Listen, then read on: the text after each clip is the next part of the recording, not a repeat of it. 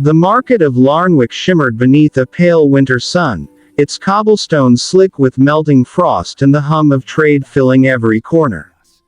Merchants hollered above the din, selling bolts of wool, tin trinkets, smoked meats, and casks of ale. Horses stamped against the cold, and townsfolk shuffled between stalls, wrapped in worn cloaks, bargaining for what little comfort the season allowed. Through the bustle strode Garran, broad-shouldered, bearded, and wind-burned, his leather coat stiff with frost and travel dust. He was a man carved from the northern woods themselves, rugged, solitary, and silent. Across his back lay a pack heavy with pelts, his life's labor bound in rough twine. He'd trapped foxes, lynxes, and even a white wolf that had stalked his traps for weeks, all to make this journey worth the ache in his bones. The reason was simple and foolish in equal measure: a widow. Alara of Thorn Hollow, they called her. A woman said to be beautiful still, though time had stolen her husband years ago. Some claimed she was a healer, others whispered she was a witch who spoke to the forest as to a friend. But what drew Garran was not her mystery, it was her kindness. The winter before, he'd heard tales that she gave bread to starving children, mended the sick, and buried the lost when no priest would come. In the north, compassion was rarer than gold, and Garran, who had spent a decade trading in skins and silence, found himself haunted by the thought of her warmth. He'd never met her. Not until that day. But when the snow fell heavy and the loneliness pressed close as breath, he'd decided to seek her. He'd gathered 10 of his finest furs, fox, sable, mink, and wolf, and walked 3 days through the frozen marshes, sleeping beside his fire, dreaming of her face though he'd never seen it. By dusk on the 3rd day, the path led him to Thorn Hollow, a valley blanketed in snow, where smoke rose from a single chimney at the forest's edge. The widow's cottage stood there, sturdy and small, with ivy curled along the stone walls and a faint glow spilling from the window. He hesitated at her gate, his breath misting in the bitter air. What could he say that would not sound foolish? He was no poet, no knight, only a man grown weary of his own solitude. But desire, or perhaps need, pushed him forward. He knocked. The door opened not with suspicion but quiet curiosity. Alara stood before him, a shawl draped around her shoulders, dark hair streaked with silver, eyes calm as a deep river. She looked at him not as a stranger but as if she'd been expecting him all along. Yes, she said softly. He set the bundle of furs at her feet. 10 furs, he said. His voice was roughened by wind and travel. For one night. Her brow arched, but there was no anger in her gaze, only sadness. One night, she repeated. And what would you buy from me for it, traveler? He swallowed. The words came awkward, heavy. Not what men usually mean. I've coin enough for that in town. I ask for warmth, for company, for a night without silence. Alara looked past him to the forest, where the snow whispered against the pines. Then she turned back, her expression unreadable. You would trade 10 furs for a conversation. If that's what it costs, he said simply. A flicker of something, amusement, perhaps pity, touched her lips. Very well, she said, and stepped aside. Come in, Garran of the northern woods. You look as though the cold has already taken too much from you. Inside, her cottage was small but full of life. Herbs hung from the rafters, and a pot of stew simmered over the fire. The air smelled of thyme and smoke. She handed him a mug of mulled cider, and he drank as if tasting warmth for the first time in years. They spoke little at first. Of weather, trade, the quiet cruelty of winter. But as the night deepened, their words grew slower, more honest. Garran spoke of the forests he'd roamed, of how the silence sometimes grew so loud it felt alive. Alara listened, her eyes glinting with understanding. She told him of her late husband, a kind man, a blacksmith, and of how grief had once filled her house like smoke.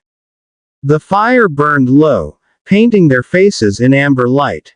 Outside, the wind howled like a restless spirit, but inside there was peace, fragile, tender, and real. Garran had not meant to stay awake, yet neither could he sleep. They shared the quiet as if it were sacred, each aware of the other's loneliness and the strange comfort of having it seen.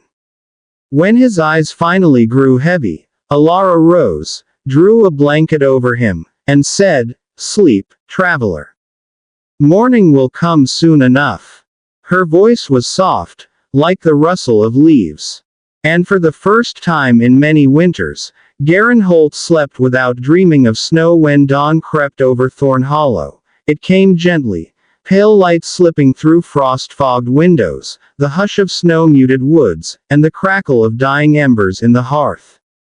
Garran stirred beneath the wool blanket, his body heavy with a strange, unfamiliar ease. For the first time in years, he had slept without waking to the cry of wolves or the ache of cold seeping through his bones. He sat up slowly, the quiet pressing close around him. The cottage was empty. Alara's chair stood by the hearth, her shawl folded neatly upon it, but the fire burned low and her presence, that soft, steady warmth, was gone. For a moment, he thought she might be outside fetching water. But when his gaze fell to the corner where his pack had been, a chill deeper than winter crept through him. The 10 furs, his finest, his fortune, were gone. He rose swiftly, heart pounding, and stepped into the doorway. The morning air struck him sharp as a blade. The world outside was hushed and white, snow glittering like glass, trees bowed under frost. Then he saw her. Alara stood by the edge of the forest, wrapped in one of his furs. Around her were children, a dozen or more, their cheeks pink from cold, their eyes wide with wonder. She was handing out the rest of his pelts, a fox fur draped around a little girl's shoulders, a wolf's skin tucked over a boy too small for his own coat. The children clung to her skirts, laughing softly through their gratitude, as though this simple gift were a miracle. For a moment, Garran could only watch. His breath steamed in the frigid air, anger flickering like a spark, then dying before it could catch. Something about the sight, the joy in their small faces, the serenity in hers, robbed him of words.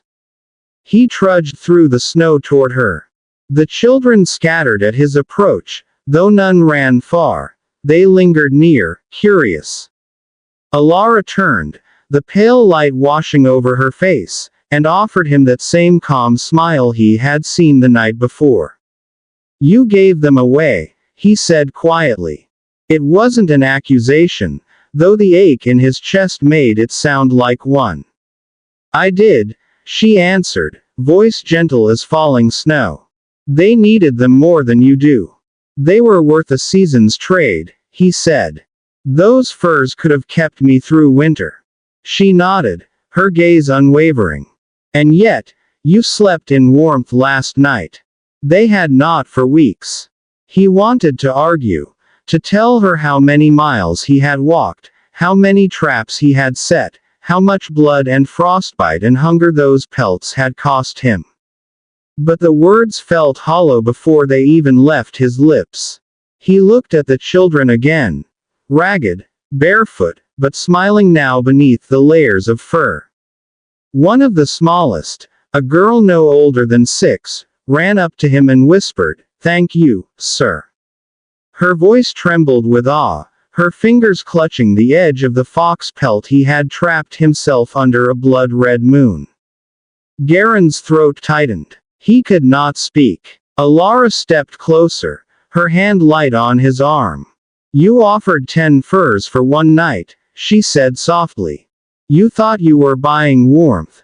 But warmth cannot be bought, Garran Holt. It must be shared, or it dies. He stared at her, the wind ruffling the loose strands of her dark hair.